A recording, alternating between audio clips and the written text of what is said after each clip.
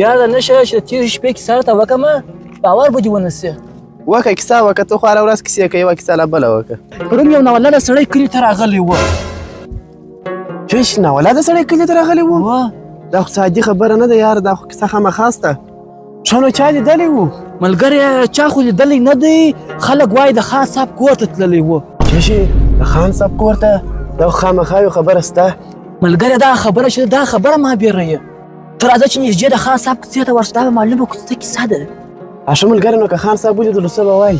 که رښتیا غواړې نو باید په ځان کې جرات پیدا کړو ښه و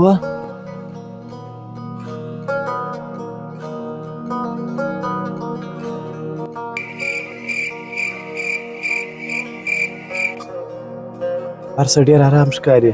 یو خبره خامخا سته که یو څه نه وای خلک دومره نه دي شمېل کېدله خامخا یو څه سته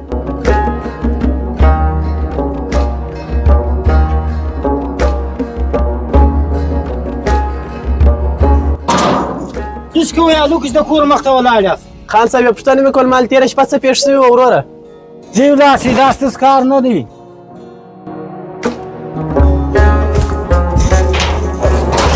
یاره ملګری زما شک چې دی زیاتېږي دا خان صاحب ولې دونه په غوسه سو